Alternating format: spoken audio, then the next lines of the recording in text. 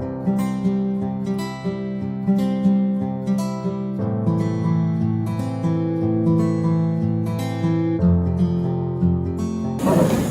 warahmatullahi wabarakatuh. Waalaikumsalam warahmatullahi wabarakatuh.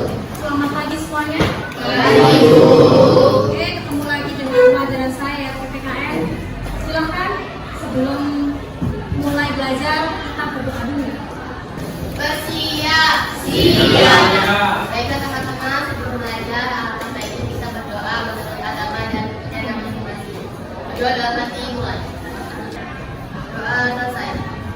Memberi salam. Assalamualaikum warahmatullahi wabarakatuh. Waalaikumsalam warahmatullahi wabarakatuh. Baik, sebelum saya absen, cek kalian dulu ya. Saya anggap sudah semua. Yang ada sampah di bawah mejanya tolong dicek. Nggak ada? Kalau ada, dibuang. Ya, hari ini yang tidak masuk siapa? Siapa? Delisa. Kenapa Delisa nggak masuk? Iya. Sebagai motivasi biar kalian nanti belajarnya semangat ya. Kita nyanyi dulu seperti biasanya ya. Oke, silakan semua berdiri.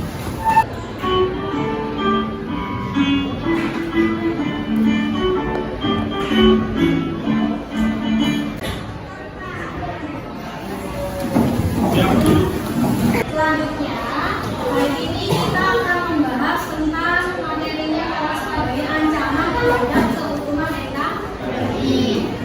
Di sini nanti materinya di bagian strategi mengatasi ancaman di berbagai bidang di Indonesia. Pembelajaran hari ini nanti kita menggunakan model problem based learning. Setelah kalian nanti mendapat materi dari saya dan mencari strategi atau analisis berita, terus nanti kalian tuangkan ke dalam laporan atau di kertas atau di buku kalian ya. Setelah itu nanti per kelompok maju ke depan untuk presentasi. Seperti itu. Hari ini ya, belajar hari ini. Ada yang mau ditanyakan? Tidak ada? Kalau tidak ada, kita langsung ke materi. Di sini kompetensi dasarnya ya. Tujuan pembelajarannya bisa dilihat di sini. Kita masuknya bab 5, submaterinya di bagian ketiga yaitu strategi untuk mengatasi berbagai ancaman di berbagai bidang dalam membangun integrasi nasional. Ini analog itu perumpamaan dari materi hari ini. Ini gambarnya seperti ini. Ini gambarnya seperti ini. Orang ini bagaikan bangsa Indonesia sedang mempertahankan kedudukan NKRI. Terus ini yang kecil-kecil ini warna-warninya adalah virusnya atau radikalitas. Katakanlah ini kita sebut globalisasi. Paham ya? Sekarang kita masuk ke sesi tanya jawab biar kalian itu lebih mengenal tentang materinya. Kasus pengangguran. Pengangguran itu kasus dalam bidang apa? Ekonomi. Ekonomi ya. Nah, terus kenapa kok bisa terjadi pengangguran? Coba dianalisis. Kenapa dia bisa banyak terjadi pengangguran? Ya, kurangnya lapangan pekerjaan dan populasi penduduk yang memprotes. Selanjutnya, selain pengangguran, pernah lihat nggak kasus separatisme? Nah, separatisme itu apa sih? Memisahkan diri dari NKRI. Nah, contohnya apa kasus separatisme? Juga misalkan Merdeka dan OPM, yaitu organisasi Papua Merdeka. Ada OPM dan ada GAM. Kemarin kita udah bahas tentang ancaman kan? Ya, di sini kita masuk ke strategi mengatasinya. Di bidang ideologi. Ideologi itu contohnya radikalisme. Ya, paham radikalisme atau liberalisme. Caranya bagaimana mengatasinya? Yaitu menghadapi atau menangkal ancaman ideologi dengan kebijakan dan langkah-langkah politik yang tepat dan intensif untuk mencegah meluaskan pengaruh ideologi lain terhadap ideologi Pancasila dan konsep namanya merupakan dalam rangka upaya bela negara. Yang kotanya sampai di sini. 3. Kita masuk ke masa. Coba amati video kasus ancaman di Indonesia. Kami meyakini situasi tahun ini masih akan baik. Karena sebetulnya tidak akan semakin dengan kebijakan fiskal yang sudah dilakukan pemerintah dengan koordinasi TPIC dan juga langkah-langkah yang ditempuh bangsa. Setelah melihat video tersebut, apakah kalian bisa menganalisa strategi penyelesaiannya? Silakan berdiri. Suaranya mantap ya. Perekonomian berorientasi pada kesejahteraan rakyat. Yang pertama, cara mengatasi inflasi atau cara mencegah terjadinya inflasi. Yang pertama, perekonomian berorientasi pada kesejahteraan rakyat. Nah, materi kita sudah selesai.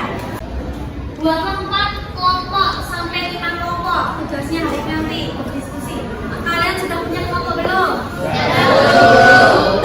Yang kedua, bergabunglah dengan kelompok yang sudah dibentuk. Selanjutnya, salah satu perwakilan dari kelompok maju mengambil undian. Di sini ada 4 video berita. Nanti yang akan kalian pecahkan. Silakan salah satu kelompok perwakilan kelompok 1 ngambil undian.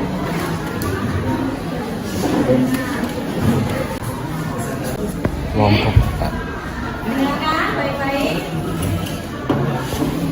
Salah satu orang perwakilan dari kelompok maju mengambil undian video berita. Sudah dapat kan semuanya? Dibuka. Dapat nomornya berapa? Ya. Nah, ini video beritanya. Ya. Ada kasus 1, 2, 3, 4 atau masalah 1, 2, 3, 4. Kalau kalian undiannya dapat nomor 1, berarti nanti video beritanya nomor 1 yang kalian pecahkan. Linknya ini saya sudah kirimkan ke WA group beserta PowerPoint-nya. Jadi nanti kalian copy linknya, lihat videonya melalui HP kalian ya.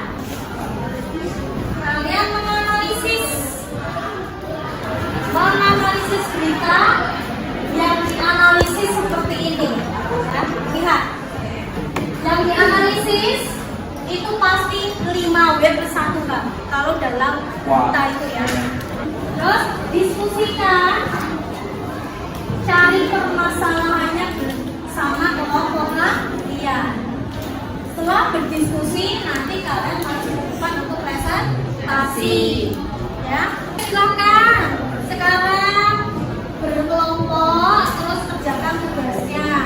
Sumbernya boleh dari buku, boleh dari internet, dan boleh dari jurnal atau makalah. Ya, silakan. Kasih kertasnya untuk mengerjakan ya. Ini kertasnya nanti buat mengerjakan. Silakan.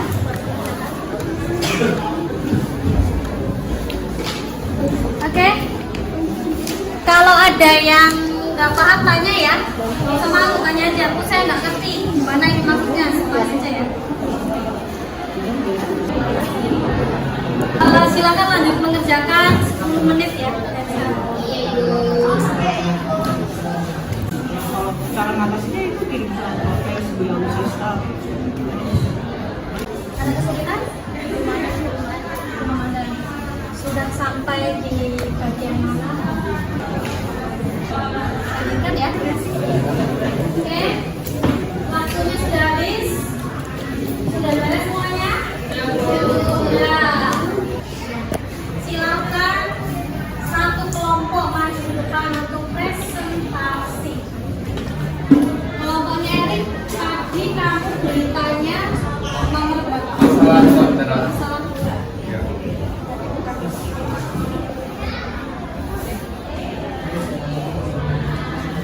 Iya. Iya. Oke. Assalamualaikum warahmatullahi wabarakatuh. Waalaikumsalam. Di sini kelompok saya akan menyampaikan hasil diskusi saya tentang berita masalah 2 ya. Nah, di sini kita mengangkat judul polisi tetapkan 23 anggota khilafah muslimin tersangka penyebaran ideologi khilafatul. Berita tersebut membahas tentang kasus ancaman terhadap ideologi di Indonesia. Ideologi yang mengancam di Indonesia adalah ideologi khilafatul. Ideologi khilafatul itu adalah merujuk pada sistem kepemimpinan umat dengan menggunakan agama Islam sebagai ideologi serta undang-undangnya mengacu kepada Al-Quran, hadis, ijma, dan qiyas. Sistem khilafah adalah sistem yang diterapkan pada era awal-awal berkembangnya agama Islam. Jadi pelaku yang ada di dalam kasus tersebut berjumlah 23 orang yang menyebabkan ideologi khilafatul muslimin ini. Tetapi 23 tersangka ini sudah ditangkap, sudah diamankan. Nah, 6 tersangkanya itu ada di Polda Jawa Tengah, 5 tersangka ada di Polda Lampung, 5 tersangka ada di Polda Jawa Barat, 1 tersangkanya ada di Polda Jawa Timur, dan 6 tersangkanya ada di Polda Metro Jaya.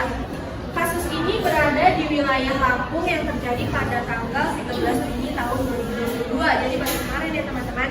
Kasus ini bisa terjadi di Indonesia karena adanya pengaruh globalisasi yang masuk ke Indonesia, yang mana cara penyebarannya itu melalui sosial media.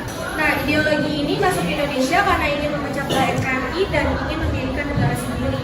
Nah, strategi untuk mengatasi kasus ancaman khilafatul muslim yang menyerang Indonesia itu yang pertama, adanya upaya persuasif dan memain untuk penanganan khilafatul muslim yang ada di beberapa daerah yang sudah tercemar oleh ideologi agar anggota khilafah tersebut bisa kembali ke pangkuan NKRI dengan sukarela tanpa paksaan dan menghindari bentrokan.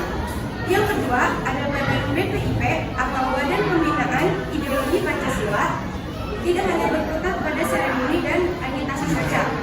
Yang ketiga, ada meningkatkan kinerja Badan Penanggulangan Terorisme atau BNPT. Yang keempat, dengan menggunakan delik-delik pidana di luar kerangka terorisme. Mungkin itu aja diskusi yang saya dan kelompok kami bisa sampaikan tentang masalah dua ini, khilafatul muslimin ini. Mungkin teman-teman ada yang kurang dicerna, ada yang kurang dipaham, boleh bertanya. Siap. Nama saya dari bertanya kenapa ideologi khilafah dilarang di Indonesia? Kenapa ideologi khilafah dilarang di Indonesia? Ada pertanyaan dari Arif ya. Kenapa ideologi khilafah dilarang di Indonesia? Pastinya karena bertentangan dengan Pancasila. Karena Pancasila sudah cocok di bumi pertiwi ini dengan keadaan yang heterogen. Nah, mungkin itu saja yang jawaban saya yang disampaikan kepada Hafiz. Ideologi Pancasila itu sudah sesuai dengan keadaan di Indonesia yang kita ragam ya. Jadi dalam nilai-nilai Pancasila dari mulai sila pertama sampai kelima itu sudah melambangkan kondisi Indonesia. Kalau ada ideologi lain masuk berarti itu bertentangan. Ada yang bertanya lagi nggak? Ada yang bertanya lagi? Kalau sudah jelas, itu mungkin yang bisa saya sampaikan. Lebih mohon maaf. Wassalamualaikum warahmatullahi wabarakatuh. Terima kasih untuk kelompoknya Anissa, Derek, dan Nadia ya. Terima kasih sudah maju Pak. Terus terima kasih kepada Iksan dan Hafiz yang sudah bertanya ya. Tadi yang dibahas ini adalah mengenai khilafatul muslimin. Ada sejumlah anggota kelompok yang menyebarkan ideologi khilafatul muslimin. Untuk presentasinya kelompoknya Erik tadi udah bagus, cuma saja intonasinya dan vokalnya kurang jelas. Jadi untuk kedepannya kelompok yang lain besok kalau presentasi suara yang jelas, yang tanya pun juga suaranya yang lantang ya, nggak usah malu. Saya mau tanya, apakah pembelajaran hari ini menurut kalian menyenangkan? Kenapa bisa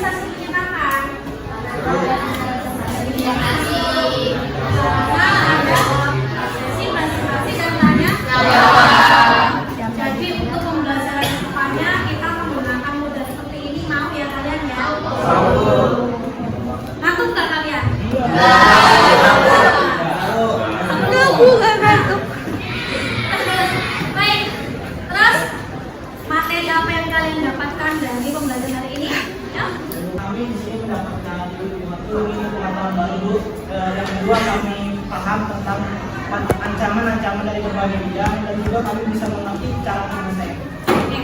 Hari ini kami mendapatkan informasi dan ilmu baru tentang kasus-kasus ancaman yang ada di Indonesia.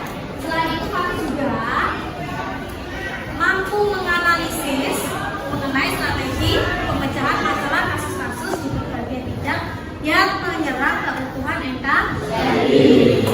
Kalian juga paham ya, kasus-kasus itu ada di bidang apa, paham ya? Nah, oke, baiklah. Ada yang mau ditanyakan lagi? Tidak ada? Kalau tidak ada, di bagian akhir ini ada Google Form ya. Ini adalah evaluasi pembelajaran. Ya, nanti yang sudah presentasi bisa mengerjakan ini, yang belum juga bisa. Saya kirim ke WA grup kelas kalian nanti ya. Jangan lupa minggu depan lanjut presentasinya. Evaluasinya dikerjakan. Tidak ada yang bertanya lagi? Kalau tidak ada, saya akhiri ya. Oke.